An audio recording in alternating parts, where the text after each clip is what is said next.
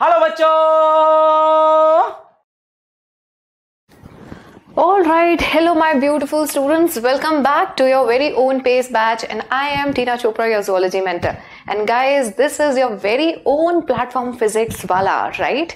And we have started another session of zoology. अभी तक हम 2 sessions में complete कर चुके हैं nervous tissue यानी nervous system के अंदर कौन कौन से cells हैं, और कल के lecture में हमने पढ़ा था detailed structure of brain.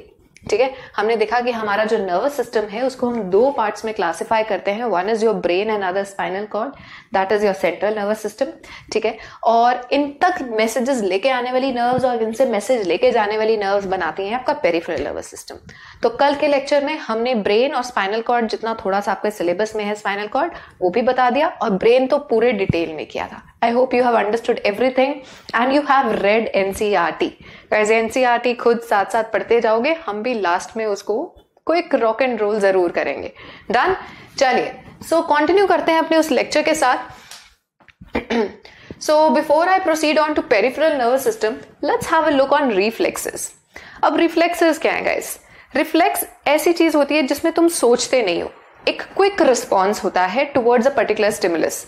जैसे कि अगर गर्म चीज टच करते हो, गर्म चीज के साथ कोई हाथ टच कर जाए, स्किन टच कर जाए, तो हाथ एकदम से पीछे हटाते हो, और मुंह से भी आवाज निकलती है, कुछ भी आवाज निकल सकती है, राइट? सो उई, आ, ये जो आवाजें होती हैं, राइट, या हाय राम, ये जो वर्ड्स होते हैं ना, ये सारे रिफ्लेक्सेस हैं.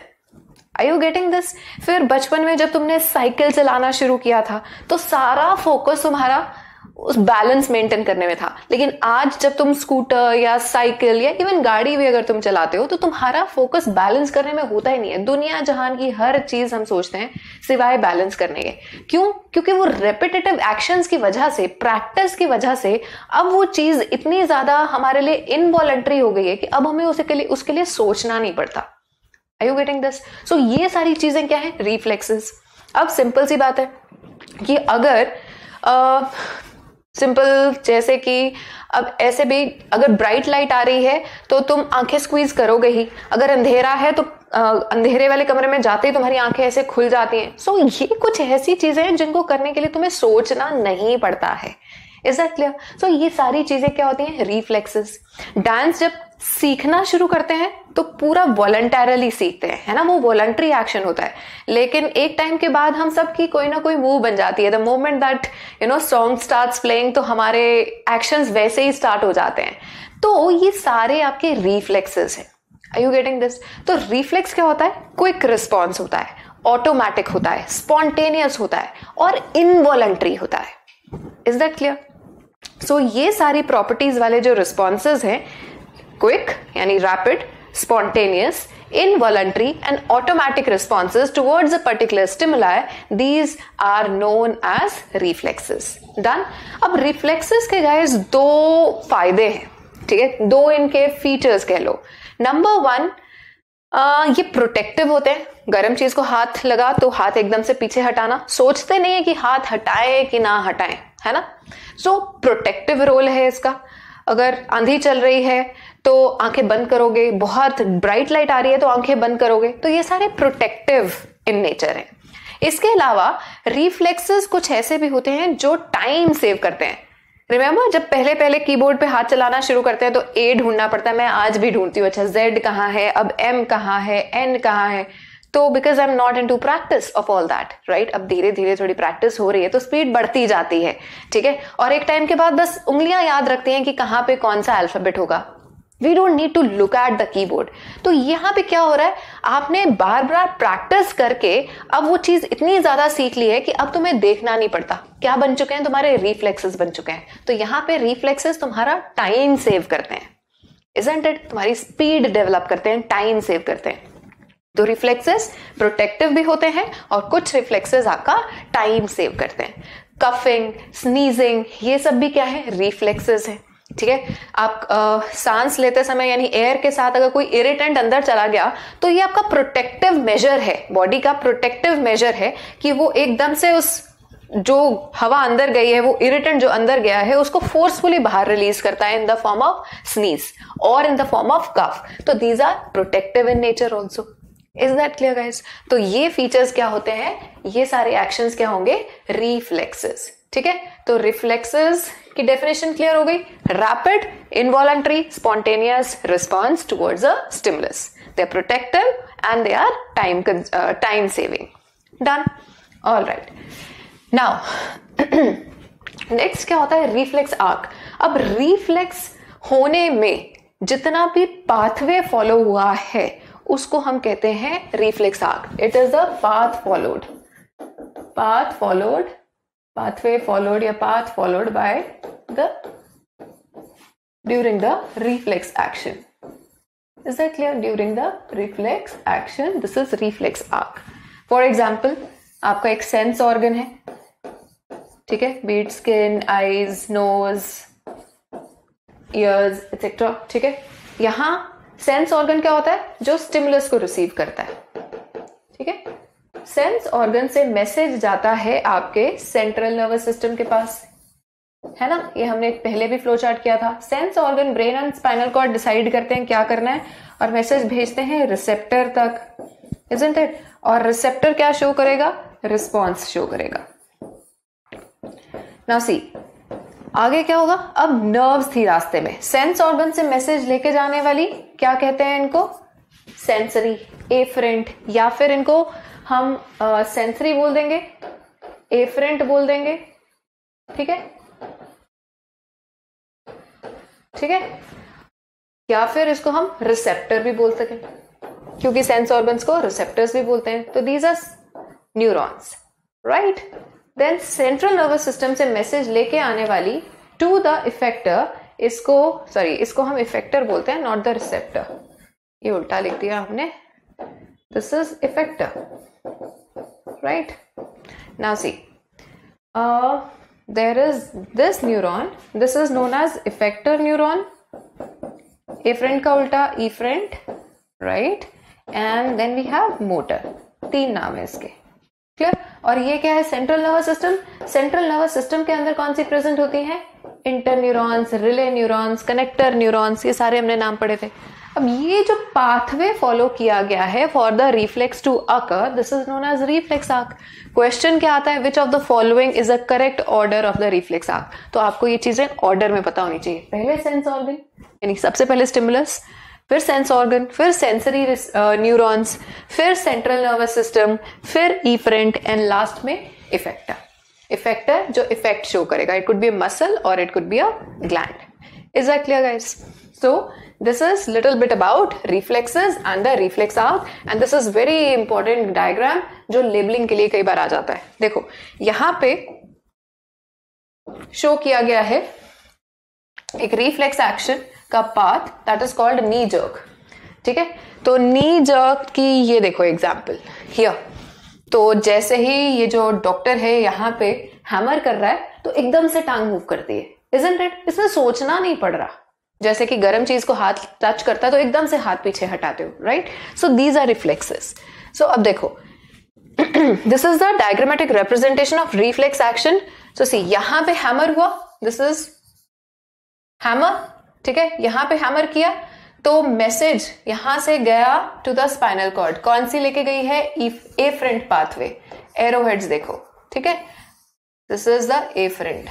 मैसेज कंडक्ट किया यहां पे सेंट्रल नर्वस सिस्टम तक, दैट इज स्पाइनल कॉर्ड। यहां से मैसेज लेके वापस आ रही है ये रेड वाली टू द मसल, और मसल में क्यों है, मसल कंट्रैक्ट करेगी और टांग पीछे जाएगी, isn't it clear? So this is the reflex action का पाथवे और रिफ्लेक्स आर्क। डन। चले अब गाइस कंटिन्यू करते हैं अपने नर्वस सिस्टम के साथ। कल हमने पढ़ लिया था central nervous system, today it's turn off peripheral nervous system. तो पेरिफेरल नर्वस सिस्टम के अंदर हमने देखे थे दो तरह के नर्व फाइबर्स थे, जो मैसेज सीएनएस तक लेके जाएंगे उनको हम बोलते हैं एफरेंट, और जो मैसेज सीएनएस से लेके आएंगे उनको हम बोलते हैं इफरेंट नर्व फाइबर्स। डन। फिर मैंने आपको बताया था कि पेरिफेरल नर्वस सिस्टम को हम इस बेस पे भी क्लासिफाई करेंगे कि ये वॉलंटरी ऑर्गन्स तक लेके जा रहा है मैसेज या इनवॉलंटरी। तो इनवॉलंटरी तक जाता है तो we call it autonomic nervous system, ठीक है। जो फर्दर डिवाइडेड था, इमरजेंसी में काम करेगा तो autonomic it is known as sympathetic autonomic nervous system, और अगर नॉर्मल कंडीशंस में काम करेगा तो parasympathetic autonomic nervous system. Done है ये, ठीक है।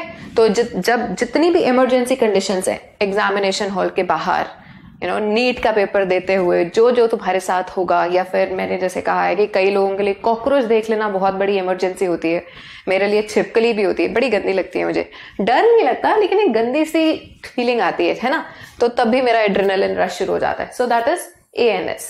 डन।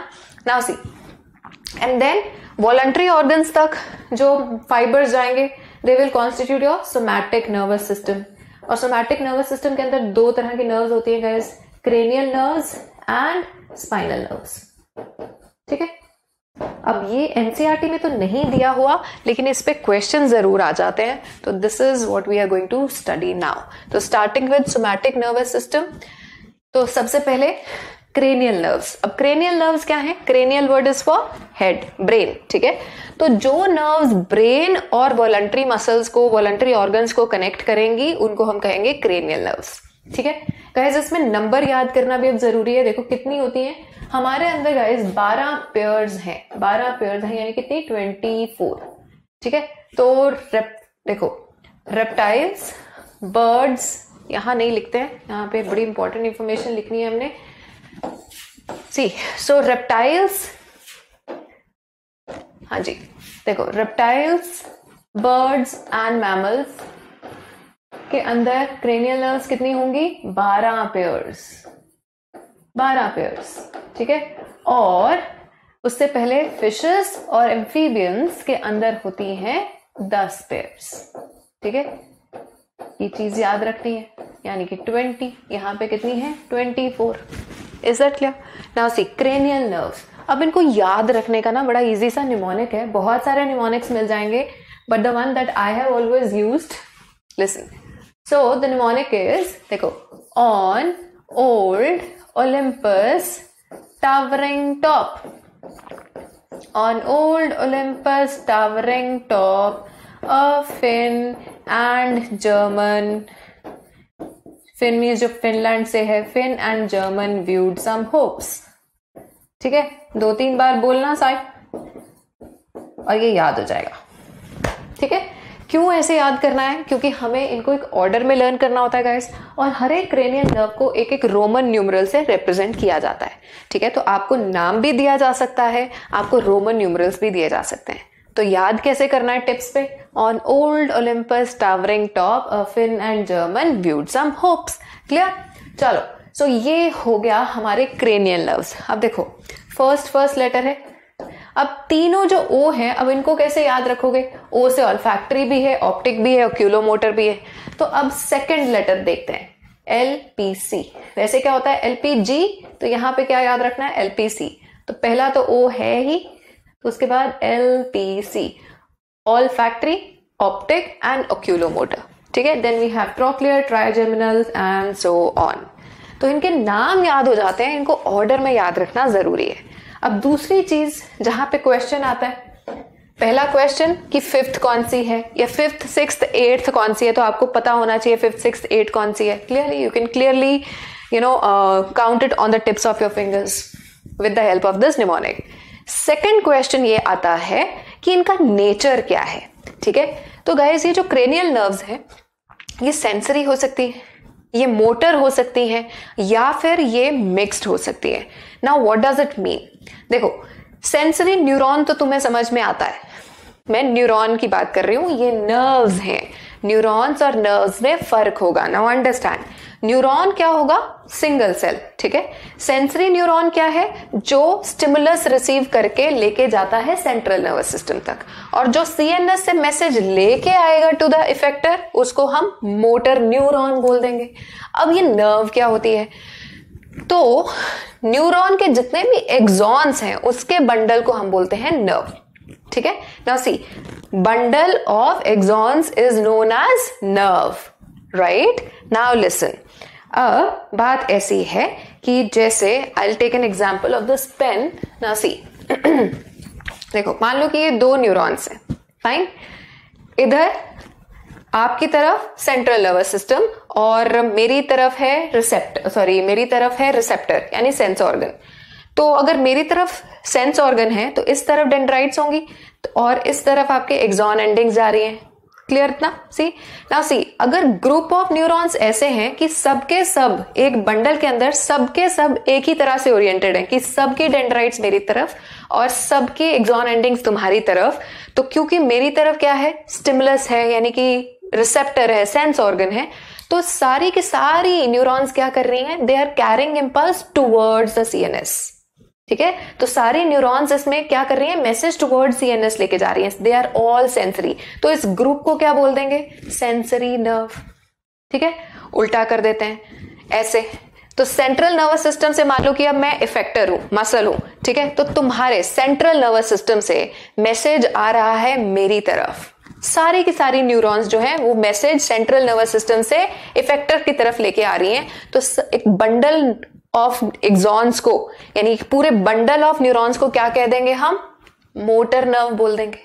ठीक है, नर्व क्या होता है, एक्सॉन्स के बंडल को बोलते हैं। अब मान लो इस बंडल में दो तरह के न्यूरॉन्स हैं। ठीक है, कुछ मैसेज सेंट्रल नर्वस से ऑर्गन की तरफ लेके आ रहे हैं और कुछ मैसेज ऑर्गन से सेंट्रल नर्वस सिस्टम की तरफ लेके आ रहे हैं, यानी एक सेंसरी है और कुछ है क्या है, मोटर है। तो जब दोनों तरह के न्यूरॉन्स प्रेजेंट होते हैं यानी न्यूरॉन्स में अलग अलग डायरेक्शंस में मैसेज जा रहा है, तो इस बंडल को क्या बोलेंगे, मिक्स्ड बोल देंगे। क्लियर हो गया इतना? ठीक है, नाउ सी अब क्वेश्चन नेक्स्ट ये आता है कि इनमें से कौन सी नर्व का क्या नेचर है। नाउ सी नेचर पे क्वेश्चन आएगा, तो नेचर को याद रखने के लिए हमारे पास एक और निमोनिक होता है।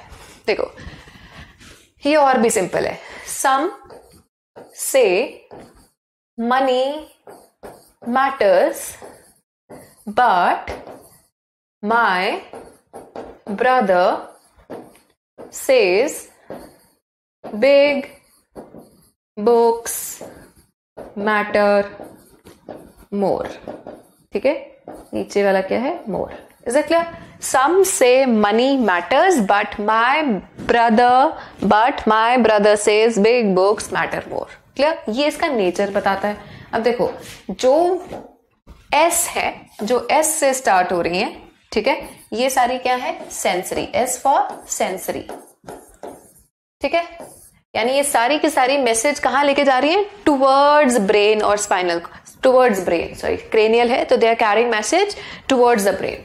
जो एम वाली है ये, ठीक है, ये और ये, तो एम स्टैंड्स फॉर मोटर, तो ये सारी मैसेज सेंट्रल नर्वस सिस्टम से लेके आ रही हैं।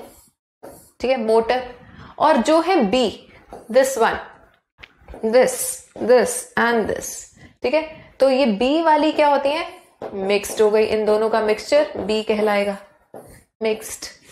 अब क्वेश्चन आता है कि विच of the following set of cranial nerves is sensory और मोटर और मिक्स्ड। अब देखो मिक्स्ड को याद रखने के लिए मेरे स्टूडेंट्स ने एक निमोनिक बताया था, पसंद। क्या था, पसंद। देखो वैसे तो वहां पे कैलकुलेट तुम कर सकते हो, on the tips of fingers you can easily quickly decide कि कौन सा किस नेचर का है, बट और भी ज्यादा स्पीड बढ़ाने के लिए एक और निमोनिक है तुम्हारे पास। तो मिक्स्ड क्या है, पसंद, प से 5वीं, स से 7वीं, न से 9वीं और द से 10वीं। ठीक है, सो 5th 7th 9th and 10th। देखो 5th, उसके बाद 7th, then 9th and 10th, these 4 are mixed in nature. Is it clear? तो ये आपको इस तरह से क्वेश्चंस आते हैं, आपको याद होने चाहिए कि कौन सी क्रेनियल नर्व्स का नेचर क्या है। Is that clear? चलो तो गाइज यहाँ पे क्वेश्चंस याद करने हैं। This is not given in NCERT, लेकिन मैंने तुम्हें स्पेशली ये करवाया है। एक दो पॉइंट्स और बता देती हूँ। नाउ सी, इनके फंक्शंस एक बार पढ़ लेना, नाम से पता लग जाएगा। ऑल्फैक्टरी स्मेल से रिलेटेड है, ऑप्टिक विजन का होगा, oculomotor, oculo word is always for eyeball, तो ये आई बॉल्स की मूवमेंट कराएगा। ठीक है, सारे आपको नहीं याद करने। ट्रॉक्लियर भी आई बॉल की मूवमेंट करवाता है, ये सेम याद रख लेना, आई बॉल मूवमेंट। ठीक है, यहां पे इन्होंने मसल्स दे रखी हैं। देन ये स्मॉलेस्ट है, this is the smallest of all. ठीक है, देन ट्राइजेमिनल को गाइस डेंटिस्ट नर्व कहते हैं, क्योंकि आपके दांतों के नीचे इस ट्राइजेमिनल नर्व की ब्रांचेस जा रही हैं। क्लियर? सो ये देखो, ये च्यूइंग टीथ, तो पेन वगैरह किस नर्व के अंदर होती है, ट्राइजेमिनल। उसके बाद एब्ड्यूसेंस, ये भी आई की लेटरल मूवमेंट करवाएगा, यानी आई बॉल की मूवमेंट। अब ये भी एक प्रीवियस ईयर क्वेश्चन था कि आई बॉल की मूवमेंट जो है वो कौन कौन सी क्रेनियल नर्व्स करवा रही हैं, 3rd, 4th and 6th। Is it clear? Now see, but majorly questions आते हैं कि कौन सी क्रेनियल नर्व क्या है और उसका नेचर क्या है। फेशियल एक्सप्रेशंस को कंट्रोल करेगा। Vestibulocochlear is another term for auditory, यानी आपके ईयर से स्टार्ट होगी। Guys, ear is in your syllabus, वहां पे नर्व का नाम लूंगी। ईयर आपका हियरिंग ऑर्गन भी है और बैलेंसिंग ऑर्गन भी है, तो ये दोनों मैसेजेस करेगी। देखो, हियरिंग, बैलेंसिंग, ठीक है। ग्लॉसोफेरेंजियल, वेगस, ये आपकी लॉन्गेस्ट नर्व है। Fine. Spinal, accessory and hypoglossal. तो आपको डायरेक्टली नाम याद करने हैं, ठीक है, और नाम के साथ साथ आपको इनका नेचर लर्न करना है। Is that clear? ठीक है, तो can you find out yourself? तो न्यूमोनिक बनाने की कोशिश करना and share it with me in the comment section also. जैसे ये भी मेरे स्टूडेंट्स ने ही बनाया था कि मिक्स्ड का हम एक और छोटा सा फॉर्म याद कर लेते हैं और जल्दी आंसर अटेम्प्ट करने के लिए, क्योंकि speed is also important guys, पसंद। Is it clear? तो make your mnemonic and share it with me in the comment section. ठीक है, I'll share it with everyone. Now see, तो ये थी cranial nerves। उसके बाद आते हैं हम spinal nerves पे। Spinal nerves guys हमारे अंदर होती हैं 31 pairs। कितनी होती हैं? 31 pairs, यानी कितने हो गए? 62। ठीक है, they are 62 in number। अब ये नाम बिल्कुल भी याद नहीं करने हैं, क्लियर? ये नाम बिल्कुल याद नहीं करने। इनका बस एक फीचर याद रखना है कि they are all mixed in nature.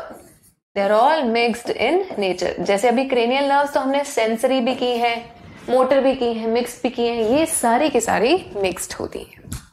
Is that clear? बस इतना सा करना था। डन। चलो, अब इसके बाद गाइज हम आते हैं ऑटोनॉमिक नर्वस सिस्टम पे, यानी जो इनवॉलंटरी ऑर्गन्स को कंट्रोल करेगा। अब इसमें दो कंपोनेंट्स हैं, सिंपैथेटिक एंड पैरासिम्पैथेटिक। सिंपैथेटिक मैंने तुम्हें बताया इमरजेंसी में काम करेगा, एड्रेनलिन के साथ। तो फ्राइट, डर में, लड़ाई में, या जब पीट नहीं पाए तो पिटने वाले हो गए तो भागने का टाइम आ गया, तो इन सारी सिचुएशंस में सिंपैथेटिक नर्वस सिस्टम काम करेगा। ठीक है, और उसके बाद आता है पैरासिम्पैथेटिक। पैरासिम्पैथेटिक इस वक्त इमरजेंसी नहीं, नॉर्मल सिचुएशंस में फंक्शनल होता है। तो इस वक्त जो आपकी ब्रीदिंग को कंट्रोल कर रहा है, आपकी हार्ट एक्टिविटी को कंट्रोल किए हुए है, every activity control during the normal situation is by parasympathetic autonomic nervous system. Is that clear? अब देखो, ये सिंपैथेटिक नर्वस सिस्टम क्या क्या करेगा ये याद करने की जरूरत नहीं है, बस याद ये कर लेना कि जब डरोगे तो तुम्हारे साथ क्या क्या होगा। हार्ट रेट का क्या होगा, ब्रीदिंग रेट कैसे होगी, दोनों बढ़ेंगी, ब्लड प्रेशर बढ़ेगा, आंसू निकलेंगे, आंखें फटी की फटी रह जाएंगी। तो गाइस, जितने मुहावरे हैं वो सारे किसके हैं? सिंपैथेटिक नर्वस सिस्टम के। तो जो जो इमरजेंसी में तुम्हारे साथ होगा, निवाला ना निगला जाना, यानी पेरिस्टाल्सिस इनहिबिट हो जाएगी, रोंगटे खड़े होना, गूज बम्प्स, गूज फ्लैश हो जाना, इजंट इट? फिर और क्या होगा? जो चीजें तुम्हें कभी याद नहीं होती वो तुम्हें एग्जामिनेशन हॉल के बाहर याद हो जाती है, इजंट इट? जल्दी जल्दी में, और फिर जब पेपर में देखते हो वही चीज आ गई तो कितना खुश होते हैं। तो वो जो चीज याद हुई है वो किसने तुम्हें याद करवाई है? सिंपैथेटिक नर्वस सिस्टम ने। Is it clear? बट ये टेम्परेरी, ये शॉर्ट टर्म मेमोरी क्रिएट करता है, लॉन्ग टर्म नहीं करता है। Is that? लॉन्ग टर्म के लिए कल हमने ब्रेन के अंदर एक स्ट्रक्चर पढ़ा था, हिप्पोकैम्पस। Is that clear? तो ये शॉर्ट टर्म मेमोरी क्रिएट कर सकता है, उसके बाद वो याद रहेगी। ये डिपेंड करता है कि आपका हिप्पोकैम्पस कितना डेवलप्ड है या आपने एफर्ट कितनी की है। So don't leave everything on your hippocampus की एक एक्सक्यूज नहीं है कि भाई मेरा तो हिप्पोकैम्पस ही वीक है। पॉइंट इज कि अगर हिप्पोकैम्पस आपका उतना साथ नहीं देता, then you have to make more efforts, you have to put in more efforts. That is it. Clear? But कुछ है का by God's gift, by God's grace क्या होता है कि इतना वेल डेवलप्ड होता है कि वो एक बार चीज पढ़ ले तो उनको याद हो जाती है ना? I was never of that type, तो मुझे 2-3 बार ज्यादा पढ़नी पड़ती थी, but doesn't matter. Point is कि आपका वही ऑब्जेक्टिव अटेन होना चाहिए, मतलब याद करने से है। किसी को 1 बार में हो रही है, किसी को 5 बार में हो रही है, मतलब तो पेपर क्लियर करने से है और सक्सेसफुल होने से है, खुश होने से है, राइट? चलो, सो सिंपैथेटिक के याद करने के याद करने का तरीका क्या है? सारे मुहावरे सिंपैथेटिक नर्वस सिस्टम के, दिल की धड़कन बढ़ना, ठीक है, निवाला ना निगला जाना, उसके बाद मुंह सूखना, आंखें खुली की खुली रह जाना, ये जैकुलेशन भी करवाएगा। अच्छा, वेजो कंस्ट्रिक्शन करवाएगा, वेसल्स कंस्ट्रिक्ट होंगी तो ब्लड प्रेशर बढ़ेगा, ठीक है। उसके बाद डायलेशन ऑफ ब्रोंक्यूल्स। देखो, इमरजेंसी में यू नीड मोर एनर्जी। अब ये सब कुछ क्यों हो रहा है? यू नीड मोर एनर्जी, तो उस एनर्जी के लिए हार्ट को ब्लड ज्यादा पंप करना पड़ रहा है, तुम्हें ज्यादा ऑक्सीजन इनहेल करनी है, इसलिए सांस फूल रही है, ज्यादा ऑक्सीजन अंदर जाए इसके लिए ब्रोंकाई ब्रोंक्यूल्स भी डायलेट हो रही हैं, ठीक है। स्वेट ग्लैंड्स आपकी ज्यादा सिक्रीट करती हैं, पसीना छूटना। Is that clear? तो जितने मुहावरे वो सारे सिंपैथेटिक नर्वस सिस्टम के। डन, ठीक है। तो ये सोच लेना कि इमरजेंसी में क्या क्या होगा। Clear? It's easy to remember in that way. Done, चलिए। So guys, with this nervous system is done. मैंने आपको एनसीईआरटी से थोड़ा सा ज्यादा करवा दिया है। That is all what is required, ठीक है, एग्जाम्स के लिए और नीट के लिए। डन, चलो अब हम स्टार्ट करेंगे सेंस ऑर्गन के साथ। तो दो सेंस ऑर्गन्स जो आपने डिटेल में करने हैं, that is human I and human ear. So let's start with human I today. So human eyes के बारे एक चीज तो तुम्हें क्लियर है कि ह्यूमन आईज क्या होती हैं? They are photo receptors, light को रिसीव करेंगी, image formation will take place. Eyes कहाँ प्रेजेंट है? फ्रंटल रीजन पे, और हमारी दोनों आंखें एक ही ऑब्जेक्ट पे फोकस करती हैं। ऐसी विजन को कहते हैं बायनोक्यूलर। क्या कहते हैं? बायनोक्यूलर। अब जिन ऑर्गेनिजम्स की आंखें साइड्स पे होती है ना, उनको इस आंख से कुछ दिखता है और इस आंख से कुछ और दिखता है, जैसे हॉर्स के केस में, ठीक है, दोनों आंखों से अलग अलग चीजें दिखती हैं। हमारी दोनों आंखें एक ही चीज पे फोकस करती हैं, इसलिए हमारी कैसी विजन है? बायनोक्यूलर। ऐसा क्लियर? जिनको दोनों आंखों से अलग अलग दिखे उनको क्या कहेंगे? मोनोक्यूलर। Is that clear? चलो, सो स्टार्ट करते हैं ह्यूमन आई के साथ। We have pair of eyes placed on the frontal side of the head, right, and we have binocular vision. अब गाइस, इसको भी प्रोटेक्ट करना पड़ेगा, ठीक है। So structure of human eye पे आने से पहले इनके प्रोटेक्टिव स्ट्रक्चर्स देखो। आई ब्राउज है, पसीना सीधा आंख में नहीं जाना चाहिए, सॉल्ट्स आंख में नहीं जाने चाहिए। आंख बंद करने के लिए आईलिड्स प्रेजेंट है, ठीक है। अपर आईलिड, लोअर आईलिड, कौन सा मूवेबल होता है? Let me know in the comment section. कौन सा आईलिड तुम्हारा मूवेबल, अपर है या लोअर है? बहुत बेसिक सा ऑब्जर्वेशन बेस्ड क्वेश्चन। हर चीज को लर्न नहीं करना, ऑब्जर्व भी करना है। कौन सा आईलिड तुम्हारा मूवेबल है, ठीक है। देन इसके अलावा guys we have a third eyelid also. तो कॉर्नर ऑफ द आई में यहाँ पे तुम्हें पिंक स्ट्रक्चर नजर आता है। चलो पीछे देखते हैं हम। तो यहाँ पे तुम्हारी नाक है, यहाँ पे पिंक कलर का स्ट्रक्चर नजर आता है ना, ये अंदर वाली साइड पे। तो इसको हम बोलते हैं थर्ड आईलिड और निक्टिटेटिंग मेम्ब्रेन। हमारे अंदर निक्टिटेटिंग मेम्ब्रेन का कोई काम नहीं है। अगले साल एवोल्यूशन वाला जब चैप्टर पढ़ोगे क्लास 12 में, तो देखोगे निक्टिटेटिंग मेम्ब्रेन हमारे अंदर वेस्टिजियल होती है। इसको हम थर्ड आईलिड बोलते हैं। Is it clear? This is known as third eyelid. तो गाइस, फिशेस के अंदर, बर्ड्स के अंदर, एम्फीबियंस, रेप्टाइल्स, उन सब के अंदर ये आईलिड फंक्शनल होती है। ये ड्राइनेस से प्रोटेक्ट करेगी, डस्ट पार्टिकल से प्रोटेक्ट करेगी, पानी के अंदर सॉल्ट से प्रोटेक्ट करेगी, ठीक है। हवा में उड़ रहे हैं तो ड्राइनेस से प्रोटेक्ट करेगी, लेकिन हमारे अंदर इसका कोई काम नहीं है। Is it clear? It is functional in rest of the vertebrates but non functional in our case. Done, चलिए। सो अगर कभी थर्ड आईलिड देखनी हो ना, तो बर्ड्स की आई को जरा क्लियरली ऑब्जर्व करना, क्लियरली और बहुत केयरफुली। तो तुम्हें दिखेगा उनका शटर इधर से भी आ रहा होता है। आईलिड्स तो वैसे नहीं है, लेकिन इधर से शटर आ रहा होता है, ठीक है। तो वो जो शटर है, this is the third eyelid. अगर हमारी ये वेस्टिजियल मेम्ब्रेन यानी ये निक्टिटेटिंग मेम्ब्रेन फंक्शनल होती, तो इधर से भी आईलिड्स बंद हो रहे हैं और इधर से भी आईलिड आ रहा है, इस तरह से होता। तो ये थर्ड आईलिड इधर से कवर करता आई को। Is that clear? So anyways, हमारे केस में ये वेस्टिजियल होता है। Now coming on to the structure of human eye. तो प्रोटेक्शन की बात हो रही थी, आईब्राउज, आईलिड्स क्लोज कर लिए। तो प्रॉपरली क्लोज करने के लिए we have eye lashes also, right. फिर आईज को क्लीन करने के लिए टीयर सिक्रीशन चाहिए। तो tears are secreted by lacrimal glands, ठीक है। हमने पढ़ा था लेक्राइमल बोन यहाँ पे होती है, लेकिन लेक्राइमल ग्लैंड्स यहाँ पे होती हैं। Tear glands are located here, ठीक है। तो ये लगातार टीयर सिक्रीट करती रहती है। और कभी कभी हम ज्यादा इमोशनल हो जाएं, ओवरवेल्म हो जाएं, तो वो और सिक्रीटरी हो जाती है, इजंट इट? चलो, तो जब ओवर सिक्रीशन होती है तो टीयर्स की, तो वो एक एक्स्ट्रा ग्लैंड होती है, सॉरी, एक ग्लैंड से एक एक्स्ट्रा डक्ट आती है जो सीधी हमारी नाक में ओपन होती है. That is why when eyes cry your nose also cries, है ना? चलो, so now finally let's come on to the human eye का स्ट्रक्चर. बॉल लाइक स्ट्रक्चर है, अंदर से होलो है. ठीक है, तो चलो बनाते हैं ये ball like structure, circular ball like structure. ठीक है, अब यहां से ये इसका हॉरिजॉन्टल प्लेन है, राइट? नाउ सी, अब इसकी ये जो वॉल है गाइस, ये 3 लेयर्स की बनी होती है. द आउटर वॉल, ठीक है, ये फाइबर्स की बनी है, तो इसको हम बोलेंगे फाइब्रस लेमाइना. क्या बोलेंगे? Fibrous lamina. Then it has pigmented layer, and this pigmented layer is known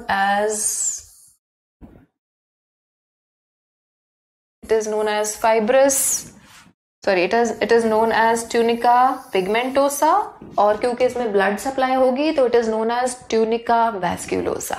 ठीक है, इसमें मेलानिन प्रेजेंट होता है. Yes, you heard it right, इसमें मेलानिन होता है. ये वही पिगमेंट है जो आपकी स्किन के अंदर प्रेजेंट है, और जितना मेलानिन है उतना डार्क कॉम्प्लेक्शन होता है, इजंट इट गाइस? वो मेलानिन का फंक्शन होता है, वो मेलानिन का काम होता है हमेशा, चाहे स्किन में हो या यहाँ पे, लाइट को एब्जॉर्ब करना, एक्स्ट्रा लाइट को एब्जॉर्ब करना. हमारी आई ना बिल्कुल कैमरे जैसी है. तुमने फिजिक्स में इसका कंपैरिजन कभी ना कभी पढ़ा होगा, है ना? तो अब तो हम फोटोग्राफ्स इतनी डेवलप नहीं करवाते, वरना जहां फोटोग्राफ्स डेवलप होती है ना, वहां पे बिल्कुल डार्कनेस होती है, ताकि वो इंटरफेयर ना करे नेगेटिव के साथ, राइट? ना सी, हमारी आंख के अंदर भी टोटल डार्कनेस होनी जरूरी है, क्योंकि अगर यहाँ पे एक्स्ट्रा लाइट होगी तो that will interfere with the image formation, और एक ब्लर्डनेस ही होगी. कई बार हम देखते हैं ना, देखो, जब भी फोटो खींचते हैं तो लाइट का एक एंगल होना चाहिए, लाइट पीछे से आनी चाहिए. सामने से लाइट आएगी तो नहीं बनेगी, लाइट इंटरफेयर करेगी तो हमारी इमेज ब्लर्ड हो जाती है, इजंट इट? तो इसी तरह से अगर एक्स्ट्रा लाइट अंदर जाएगी तो इमेज फॉर्मेशन में गड़बड़ होगी, इसलिए एक्स्ट्रा लाइट को एब्जॉर्ब करता है ये melanin. Done. And then we have this third layer known as retina. ये नाम तो सबको पता होता है. This is the third layer known as retina. Clear? चलो देखते हैं. So inner most layer retina, इसमें बहुत सारे न्यूरॉन्स प्रेजेंट है, अलग अलग तरह के सेल्स प्रेजेंट है. Then we have this pigmented layer known as tunica pigmentosa, क्योंकि मेलानिन है. ठीक है, क्योंकि ब्लड सप्लाई भी है, so it is known as tunica vasculosa. Clear? Then retina का एक और नाम है, क्योंकि यहाँ पे न्यूरॉन्स प्रेजेंट होते हैं, so this is known as tunica nervosa. Nervosa या न्यूरोसेंसरी लेयर कह सकते हैं, neurosensory layer. Light sensitive layer basically ये होती है जहां इंपल्स प्रोड्यूस होगी, जहां पे लाइट रिसीव करने वाले सेल्स प्रेजेंट हैं, रॉड्स, कोन्स नाम सुने हुए हैं, ठीक है ना, और भी कई तरह के सेल्स हैं, वो सब रेटिना के अंदर प्रेजेंट है. और सबसे बाहर ये जो व्हाइट कलर की लेयर बनाई है, ये शेप डिफाइन करती है. ठीक है, ये फाइबर्स की बनी है, so we call it tunica fibrosa. ठीक है, अभी इनके और डिटेल्स करेंगे. तो ये 3 वॉल के अंदर 3 लेयर्स प्रेजेंट है. So these are the 3 layers in the wall, 1, 2 and 3. Done. अब बीच में लेंस प्रेजेंट है. दिस इज द लेंस, है ना, प्रोटीन का बना होता है, क्रिस्टलाइन प्रोटीन. क्रिस्टलाइन शेप कैसी है? बाइकन्वेक्स. ठीक है, अब ये ऐसे हवा में नहीं लटक रहा, इसको होल्ड किया हुआ है फाइबर्स ने. तो यहाँ पे देखो फाइबर्स प्रेजेंट है, ये फाइबर्स प्रेजेंट होते हैं जो इसको होल्ड करते हैं. ठीक है, ये स्ट्रक्चर्स हो गए. अब अंदर से हॉलो है ना, लेकिन बिल्कुल खाली नहीं है, हॉलो है, but it is filled with the fluid. पीछे एक चेंबर है, एक आगे चेंबर है. नाउ सी, पीछे का जो चेंबर है गाइस, उसको हम बोलेंगे पोस्टीरियर चेंबर. पीछे को पोस्टीरियर चेंबर, आगे वाले को एंटीरियर चेंबर. अब आगे एंटीरियर चेंबर के अंदर वाटरी फ्लूइड होता है। वाटरी के लिए टर्म यूज होती है एक्वस, तो इसको क्या बोल दोगे? एक्वस फ्लूइड प्रेजेंट है तो चेंबर का नाम भी क्या आ गया? एक्वस चेंबर, एंटीरियर या एक्वस चेंबर। फ्लूइड का नाम क्या है? एक्वस फ्लूइड या एक्वस ह्यूमर। फ्लूइड को क्या कहेंगे? ह्यूमर, ठीक है। पोस्टीरियर, यहाँ पे जेली जैसा फ्लूइड होता है और जेली को हम कहते हैं विट्रस, ठीक है। तो चेंबर का नाम भी क्या हो गया? विट्रस चेंबर, क्योंकि फ्लूइड कैसा है? विट्रस ह्यूमर है। Vitreous means jelly like. समझ में आ रहा है? वर्ड्स समझो, ठीक है। ऑल राइट, सो यहाँ पे this is all aqueous humour, clear, filled in the anterior chamber. Lens के आगे एंटीरियर, लेंस के पीछे पोस्टीरियर। डन हो गया, ठीक है, ओके। अब प्रोटेक्शन के लिए देखो, ये इसके आईलिड्स थे, अपर एंड लोअर, ठीक है। अब इसके ऊपर भी एक प्रोटेक्टिव कवरिंग गाइस प्रेजेंट होती है। लिवर के अंदर भी प्रेजेंट है, हमने अभी पढ़ा नहीं है, लेकिन ग्लिसन्स कैप्सूल नाम की एक लेयर होती है। लंग्स पढ़े थे लंग्स के अंदर वी हैव प्लूरल मेम्ब्रेन्स। उसके बाद हार्ट पढ़ा था, pericardial layers, right. Kidney, renal capsule. कल ब्रेन पढ़ा था तो वहां पे मेनिंजेस हमने पढ़े थे। अब आई के पास भी है, बहुत सेंसिटिव सा ऑर्गन है। तो गाइस यहाँ एक, यानी जो बाहर की तरफ एक्सपोज्ड एरिया होता है ना, सिर्फ इतने इतने एरिया पे और आईलिड के अंदर वाली साइड पे यहाँ पे कवरिंग होती है। This transparent covering is known as conjunctiva. Conjunctiva, ठीक है, transparency covering.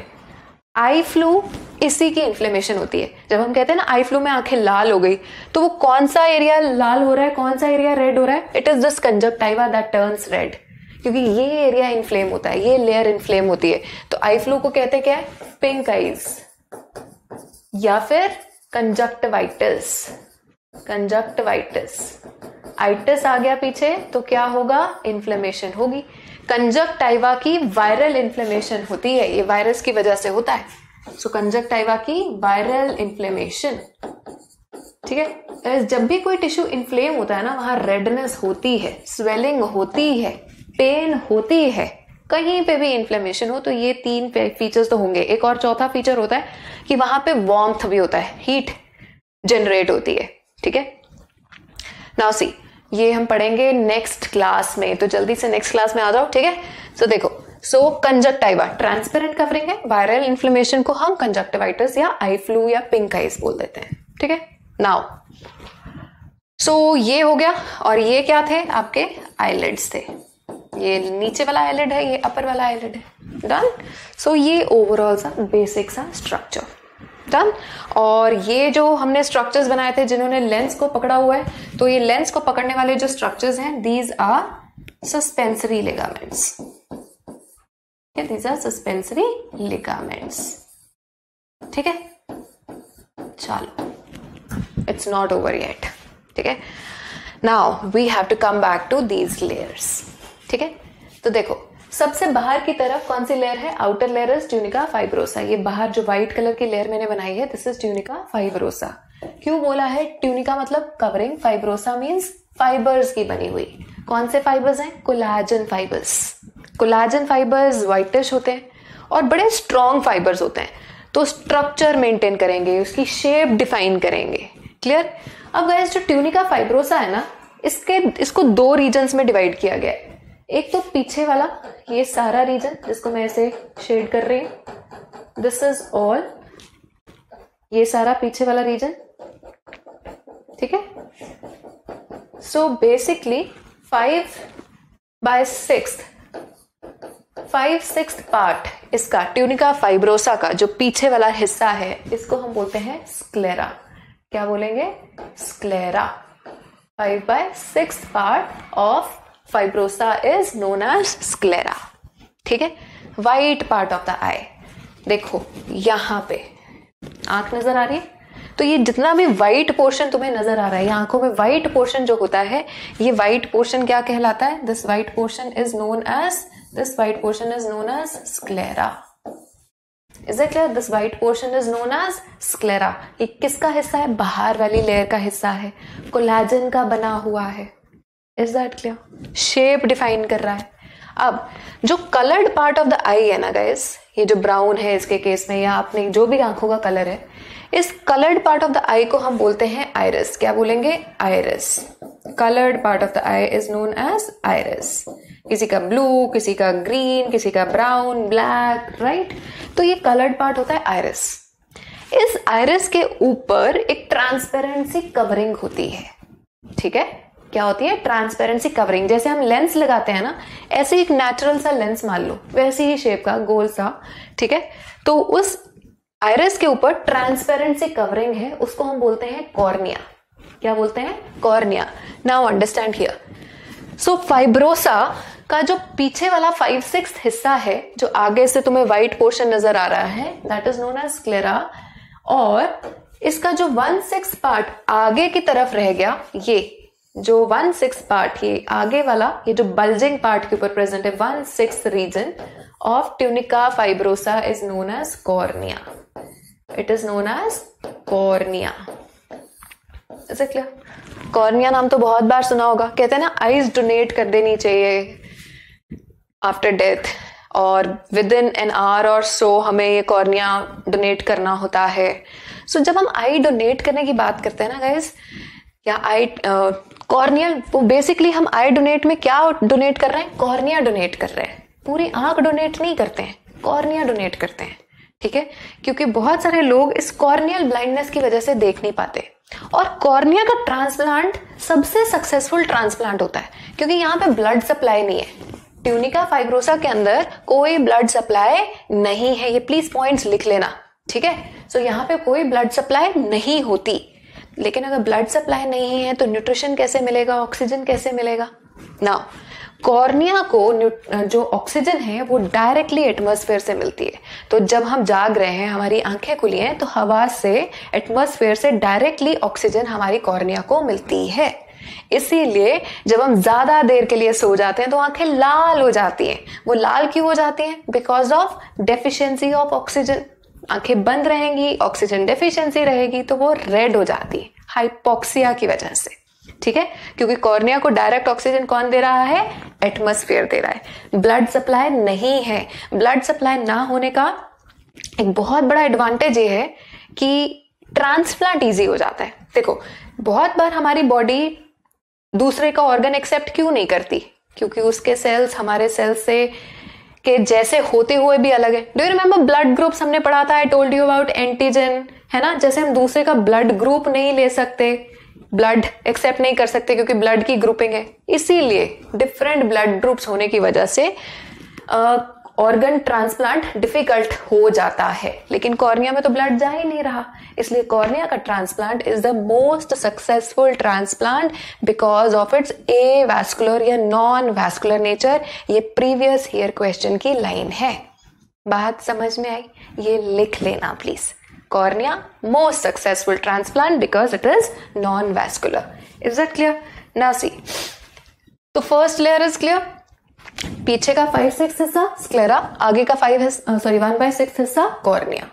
Done? Now cornea का एक पॉइंट और है जो मैं तुम्हें अभी थोड़ी देर में बताऊंगी। Now see, next layer is pigmentosa और वैस्कुलोसा। पिगमेंटोसा क्योंकि यहाँ पे पिगमेंट प्रेजेंट है। कौन सा पिगमेंट है? मेलानिन। तो जहां पे गाइस ये पिगमेंट, जहां तक मैंने डॉट बनाया, ठीक है, यहाँ पे पिगमेंटेड है, इस रीजन को हम बोलते हैं कोरॉइड, ठीक है? इस रीजन को क्या बोलेंगे? कोरॉइड। क्या प्रेजेंट है यहाँ पे? मेलानिन। क्या करता है मेलानिन? एक्स्ट्रा लाइट को एब्जॉर्ब करेगा। डन? ओके। यहाँ पे ब्लड सप्लाई भी होती है। नाउ सी, यही हिस्सा यानी वैस्कुलोसा या पिगमेंटोसा की लेयर जो है ये आगे की तरफ आ रही है, और तुम्हें ये स्ट्रक्चर नजर आ रहा है, ये जो मैंने ऐसे लहरें सी बनाई है, ये जो स्ट्रक्चर है, ये जो लहरें हैं, इन लहरों को हम बोलते हैं सीलियरी प्रोसेसेस। क्या बोलेंगे? Ciliary processes. और ये जो सीलियरी प्रोसेसेस हैं, ये सीलियरी प्रोसेसेस बनाती हैं एक्वस ह्यूमर। क्या बनाएंगी? Aqueous humour. यही एक्वस ह्यूमर कहाँ पे प्रेजेंट होता है? एक्वस चैम्बर में। एक्वस ह्यूमर का मतलब फ्लूइड। तो लेंस के आगे ये जो सारा फ्लूइड है, ये किसने बनाया है? इन लहरों ने बनाया है, ठीक है? ये लहरें नहीं है, ये सिक्रीटरी प्रोसेसेस हैं, we call them ciliary process. Done. अब गाइस इसके पीछे ऐसे मसल्स भी प्रेजेंट होती हैं। ये पीछे की तरफ क्या है, सीलियरी मसल्स हैं। ये प्रोसेसेस जो सिक्रीट करेंगी फ्लूइड को, और इसके पीछे सीलियरी मसल्स प्रेजेंट है। ठीक है, अब और आगे आ जाओ। तो अब और आगे आ जाओगे तो ये स्ट्रक्चर जो है, this structure is the coloured part of eye, this is known as iris. ठीक है, सो जो आपको coloured part of the eye नजर आता है वो ये रीजन होता है। ठीक है, तो देखो जो पिगमेंटोसा लेयर है वो 3 रीजन्स में डिवाइडेड है, choroid 1, ciliary processes and ciliary muscles, ठीक है 2, and third is iris. Is it clear? ठीक है, अब तक जल्दी से रिवाइज कर लें। ट्यूनिका फाइब्रोसा आउटर लेयर 2 हिस्सों में divided, sclera and cornea. Blood supply है नहीं, कोलाजन की बनी हुई है। ठीक है, सेकंड लेयर पिगमेंटोसा, क्योंकि मेलानिन प्रेजेंट है, जिस हिस्से में मेलानिन है उसे कोरोइड कहेंगे। मेलानिन का फंक्शन टू एब्जॉर्ब लाइट। और उसके आगे ये लहरें सीलियरी प्रोसेसेस जो कि एक्वस ह्यूमर बनाती हैं, वाटरी फ्लूइड। ठीक है, नाउ मसल्स करेंगे। मसल्स क्या करती हैं, ये मसल्स की कॉन्ट्रैक्शन से लेंस लंबा या छोटा होता है। ठीक है, focal length of the lens को चेंज करती हैं। थोड़ी थोड़ी फिजिक्स है ना, मुझे भी आती है, थोड़ी सी आती है बस। चलो और आगे आ जाओ, तो और आगे आ जाएंगे तो coloured part of the eye बन जाएगा, that is known as iris. Clear? अब आइरिस के बीच में ये स्पेस देख रहे हो, this space, this whole space, ये जितनी भी स्पेस है इन दोनों के बीच में, ठीक है, इसको हम बोलते हैं प्यूपिल। क्या बोलेंगे? प्यूपिल। क्या है? प्यूपिल। प्यूपिल होल होती है जिसमें से लाइट एंटर करेगी। ना सी गाइस, अब आंख को जरा सामने से भी देखते हैं। ठीक है, सो ये आंख है, इधर नाक होगी। ठीक है, दिस इज योर नोज, ऐसी नाक बना रहे हैं। ठीक है, ये आपका थर्ड आईलिड। नाउ सी, ये सारा पार्ट जो coloured part of the eye है, ठीक है, this coloured part of the eye is known as iris. क्या बोलते हैं इसको? आइरिस। ठीक है, brown, black, pink, not pink, sorry, green and blue. ठीक है, तो ये सारा कलर्ड पार्ट क्या है? आइरिस है। ठीक है, अब आइरिस के ऊपर कॉर्निया प्रेजेंट होता है जो तुम्हें यहां से दिखेगा नहीं, और ये सारा पार्ट, ये व्हाइट पार्ट क्या कहलाता है? स्क्लेरा कहलाता है। Is that clear? अब आइरिस के बीच में जो एम्प्टी स्पेस तुम्हें नजर आ रही है, ये जो एम्प्टी स्पेस नजर आ रही है, this is known as pupil. ये वो होल है जिसके थ्रू लाइट ने अंदर जाना है। Is that clear? अब देखो, प्यूपिल छोटा होगा या बड़ा होगा ये डिपेंड करता है कि लाइट कितनी आ रही है। अगर ब्राइट लाइट आ रही है तो तुम आंखें छोटी कर लेते हो, है ना। जब तुम ऐसे करते हो तो तुम्हारा जो आइरिस है वो स्क्वीज, ऐसे आइरिस रिलैक्स हो जाता है। आइरिस रिलैक्स होने से प्यूपिल छोटा हो जाता है। अगर अंधेरा होगा तो तुम आंखें खोल खोल के चलते हो, है ना, ताकि ज्यादा जितनी भी लाइट है वो जाए अंदर। तो जब तुम ऐसे करते हो तो उस सिचुएशन में आइरिस आपका कॉन्ट्रैक्ट होगा। आइरिस कॉन्ट्रैक्ट होने का मतलब, आइरिस जब कॉन्ट्रैक्ट होगा तो छोटा होगा तो प्यूपिल बड़ा हो जाता है। तो आइरिस क्या कर रहा है? It regulates the size of प्यूपिल। Colour होना तो एक अलग चीज है, लेकिन इसका काम क्या है? It regulates the size of pupil. और प्यूपिल क्या है? प्यूपिल होल है through which light enters for entry of light. ठीक है, for entry of light. Is that clear? Done. चलो अब सॉरी पीछे चलते हैं दोबारा से। Now see, so 2 layers clear हो गई, tunica fibrosa outer and middle layer is pigmentosa. Done. Choroid, यहाँ पे ciliary muscle and ciliary process, और उसके आगे आइरिस, और आइरिस के बीच की ये होल को क्या कहते हैं? प्यूपिल। ठीक है, आइरिस बड़ा हो जाएगा तो प्यूपिल छोटी हो जाएगी, आइरिस छोटा हो जाएगा तो प्यूपिल बड़ा हो जाएगा। और ये डिपेंड करता है कि कितनी लाइट आ रही है, क्या इंटेंसिटी ऑफ लाइट आ रही है। Clear? Now coming on to the third and very important layer, that is known as retina. This is the innermost layer. ठीक है, और ये न्यूरॉन्स की बनी होती है, सो इसको ट्यूनिका नर्वोसा भी बोलते हैं या न्यूरोसेंसरी लेयर भी बोलेंगे। Neurosensory layer. Is that clear? चलो नाउ सी, न्यूरोसेंसरी लेयर, क्योंकि यहाँ पे अलग अलग तरह के न्यूरॉन्स प्रेजेंट हैं। This is the light sensitive layer. अब इसके अंदर कौन से न्यूरॉन्स हैं गाइस, कौन से सेल्स हैं, उसके लिए I have a special diagram. तो 3 अलग अलग टाइप्स के सेल्स होंगे आपके रेटिना के अंदर। तो देखो कौन से सेल्स हैं रेटिना के अंदर। Retina has 3 types of cells. One is ganglionic cells, ठीक है, ganglionic cells, then bipolar cells या बायपोलर न्यूरॉन्स। पढ़े थे हमने बायपोलर न्यूरॉन्स, जिनका एक एक्सॉन और एक डेंड्राइट होती है। आई टोल्ड यू 2 जगह पे मिलेगा, एक ऑल्फैक्टरी एपिथेलियम में, कल ब्रेन के स्ट्रक्चर में बताया था, यू नो ऑल्फैक्टरी बल्ब के ऑल्फैक्टरी एपिथेलियम और ऊपर ऑल्फैक्टरी लोब थी, तो बीच में क्या थे, बायपोलर न्यूरॉन्स, और दूसरा रेटिना में मिलेंगे। यही 2 लोकेशंस हमने पढ़ी थी, ठीक है ना सी।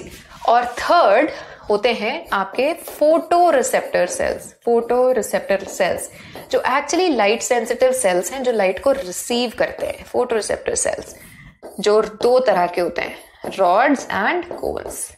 तो ये सारे सेल्स किसके ऊपर प्रेजेंट है, रेटिना के ऊपर, ठीक है। किस किस तरह से प्रेजेंट है उस पर अभी थोड़ी देर में आते हैं। इज दैट क्लियर गाइस, ठीक है। तो this is your retina, done.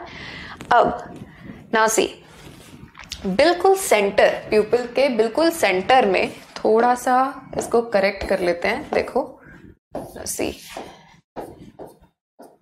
Okay.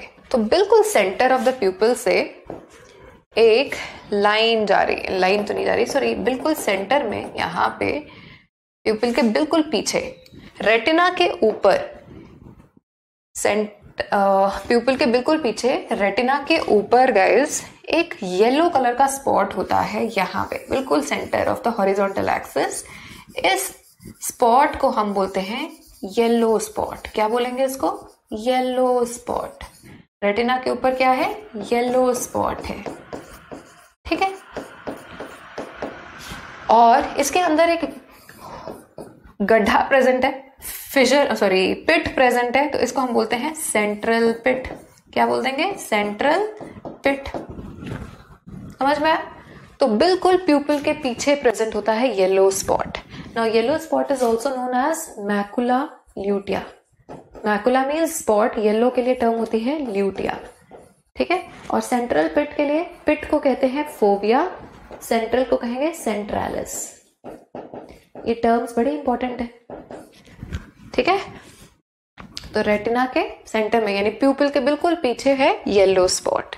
अब गाइस येलो स्पॉट ऐसा एरिया है जहां सबसे ज्यादा कोन्स प्रेजेंट है। कोन्स ऐसे सेल्स हैं जो कलर के लिए सेंसिटिव है, ठीक है, जो ब्राइट लाइट में देखने में हेल्प करते हैं। ऑल्सो येलो स्पॉट वो पॉइंट है कि जहां पे लाइट कन्वर्ज करके अगर पड़ेगी, अगर लाइट यहां येलो स्पॉट के ऊपर कन्वर्ज होगी तो नॉर्मल विजन होगा। अब मुझे चश्मा लगा हुआ है, कईयों को चश्मा लगा होता है, तो जिन जिन को चश्मा लगा है ना, यानी दूर की नजर खराब है या पास की नजर खराब है, तो उनकी जो लाइट है वो येलो स्पॉट के ऊपर कन्वर्ज नहीं हो रही, वो या तो आगे कन्वर्ज हो रही है या इसके पीछे जाके कन्वर्ज हो रही है। Are you getting this? तो उस हिसाब से हमारी नियर साइटेडनेस या फार साइटेडनेस हो जाती है। बट अगर नॉर्मल विजन चाहिए, बेस्ट रेजोल्यूशन चाहिए, तो लाइट रेज कहाँ कन्वर्ज होनी चाहिए, रिफ्रैक्ट होके इस येलो स्पॉट के ऊपर। तो येलो स्पॉट को हम बोलते हैं एरिया ऑफ बेस्ट विजन या best resolution. Is that clear, ठीक है। अब नाउ येलो स्पॉट के थोड़ा सा नीचे गाइस, थोड़ा सा नीचे, यहां से सारी न्यूरॉन्स बाहर निकलती हैं। यहां से सारी की सारी न्यूरॉन्स ऐसे बाहर निकल जाएंगी और ये सारी की सारी न्यूरॉन्स बाहर निकल के बनाती हैं ऑप्टिक नर्व। क्या बना देंगी, ऑप्टिक नर्व। ये बन रही है हमारी ऑप्टिक नर्व। आज हमने क्रेनियल नर्व्स की थी, है ना, OOOLPC, राइट। तो सेकंड वाज ऑप्टिक नर्व। तो ये कौन सी क्रेनियल नर्व है, this is the second cranial nerve, right. Now see, तो ये है जहां से ऑप्टिक नर्व अराइज होती है गाइस। इस एरिया को हम बोलते हैं ब्लाइंड स्पॉट। क्या बोलेंगे, ब्लाइंड स्पॉट। सेंट्रल पिट को हटा रही हूं, ठीक है। नाउ सी, इस एरिया को हम क्या बोलेंगे, जहां से कि ये नर्व अराइज होती है, this is known as blind spot. Blind spot के ऊपर कोई रॉड एंड कोन प्रेजेंट नहीं होता, तो यहां पे हम कहते हैं this is the area of no vision. Blind spot is the area of no vision, ठीक है, क्योंकि यहाँ पे rods and cones are not present. तो ब्लाइंड स्पॉट है क्या? ब्लाइंड स्पॉट वो एरिया है जहां से ऑप्टिक नर्व राइज होती है। Is that clear? तो गाइस आज इतना ही करेंगे, ठीक है। जाने से पहले एक बार क्विकली रिवाइज कर लेते हैं ताकि कोई डाउट ना रहे। कल हम देखेंगे कि मैकेनिज्म ऑफ विजन क्या होता है, तो उसमें मैं बताऊंगी तुम्हें डिटेल्स ऑफ रेटिना, ठीक है। तो let's revise it before we leave. See 3 layers tunica fibrosa, ठीक है। तुम्हें ड्रॉ करना के लिए भी आ सकता है, सो इसलिए ड्रॉइंग पे फोकस करना जरूरी है, ठीक है। देखो बाहर ट्यूनिका फाइब्रोसा इस तरह से ड्रॉ कर लिए, वाइट पार्ट, ठीक है। फिर second layer pigmentosa, pigment present है, ब्लड वेसल्स प्रेजेंट है, fine. Then inner layer is retina, done. बीच में लेंस बना देंगे। लेंस को किसने पकड़ा हुआ है? सस्पेंसरी लिगामेंट्स ने, ठीक है। ये आइरिस है, कलर्ड पार्ट, उसके बीच की जो स्पेस है उसको प्यूपिल कह देंगे, जिसके थ्रू लाइट अंदर एंटर कर रही है। इतना क्लियर हो गया? लेंस के आगे एंटीरियर चेंबर, पीछे पोस्टीरियर चेंबर। एंटीरियर चेंबर में एक्वस ह्यूमर है जो किसने बनाया है? सीलियरी प्रोसेसेस ने। पीछे विट्रस ह्यूमर है यानी जेली लाइक फ्लूइड, तो चेंबर को भी हम विट्रस चेंबर बोल देते हैं। Is that clear? रेटिना के बिल्कुल यहाँ पे यानी प्यूपिल के बिल्कुल पीछे रेटिना के ऊपर येलो स्पॉट है, और येलो स्पॉट के अंदर सेंट्रल पिट होता है।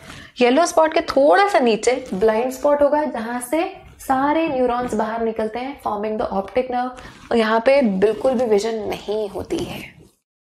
Is that clear? डन। अब एक चीज और देखो, विजन में इतनी तो तुम्हें बात क्लियर होगी ऑलरेडी, तुम्हें इतना तो पता होगा कि जब भी यहाँ पे मान लो कोई भी ऑब्जेक्ट है, ठीक है, मान लो कि यहाँ पे कैंडल है, यही यूज करते हैं ना हम हमेशा फिजिक्स में ही रे डायग्राम्स बनाने के लिए, है ना। देखो सो यहां से रेज आ रही हैं, यहां से रेज आ रही हैं। अब तुम्हें पता है कि लाइट की स्पीड डिपेंड करेगी मीडियम पे, तो जैसे जैसे मीडियम चेंज होगा it will suffer what? Refraction, change in the path, है ना। तो देखो सबसे पहले पाथ कहाँ चेंज हो रहा है? कंजक्टाइवा पे, तो कंजक्टाइवा पे रिफ्रैक्शन हुई। उसके बाद कॉर्निया आ रहा है, कॉर्निया भी डिफरेंट मीडियम हुआ, कॉर्निया पे रिफ्रैक्शन हुई। फिर इस ह्यूमर की वजह से रिफ्रैक्शन, फिर लेंस की वजह से, एंड फिर इस जेली लाइक फ्लूइड से। तो देखो किस किस लेयर को क्रॉस कर रहा है? कंजक्टाइवा नंबर 1, फिर कॉर्निया, फिर aqueous humour number 3, then number 4 lens, and then vitreous humour, ठीक है। और इन 5 लेयर्स को क्रॉस करके लाइट रिफ्रैक्ट होके कहां पहुंचती है? येलो स्पॉट पे, ठीक है। तो अब देखो रिफ्रैक्शन हर एक लेवल पे होगी। क्वेश्चन ये है, और ये रिफ्रैक्ट होके कहां पे फ्यूज होना चाहिए? कहां पे रिफ्रैक्ट होनी चाहिए rays? On your yellow spot, इस तरह से। अगर ये येलो स्पॉट पे फ्यूजन होती है यानी कि कन्वर्जेंस होती है तो नॉर्मल विजन होगी। Is that clear? Now question, सबसे ज्यादा रिफ्रैक्शन किस पे होती है? कॉर्निया पे होती है। This was the point that I wanted to tell you about cornea. तो कॉर्निया के बड़े इंपॉर्टेंट फीचर्स किए हैं हमने आज। हवा से इसको डायरेक्ट ऑक्सीजन मिलेगी, ब्लड सप्लाई है नहीं तो सबसे सक्सेसफुल ट्रांसप्लांट इसका होता है। और एक और चीज की मैक्सिमम रिफ्रैक्टिव इंडेक्स या मैक्सिमम रिफ्रैक्शन कहाँ पे होनी है लाइट की? कॉर्निया पे। Is that clear? So guys, that is all for today. So let's move on to the questions. ठीक है, तो बाकी हम करेंगे कल। So guys, here we have this burger quiz.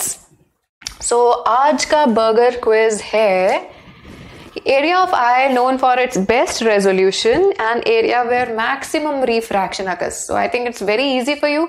So दोनों के जो पहली बार जवाब देगा, the first one two answer will be the winner of course, ठीक है। तो दोनों के विनर्स मैं सेपरेटली कंसिडर कर सकती हूँ। Done. So this is the question. So I will see you tomorrow in the final lecture of this chapter, and we'll discuss the mechanism of vision. We'll discuss the details of retina before that, and also the structure of ear, which is not only hearing but also a balancing organ. और तुम्हें पता होना चाहिए कि ear का अगर एक function ज्यादा इंपॉर्टेंट फंक्शन देखा जाए तो it is not hearing, it is balancing. How? That is what we are going to discover tomorrow, and I'll see you tomorrow with this great information. Till then, keep studying and keep पढ़ाई करते रहें. All the very best.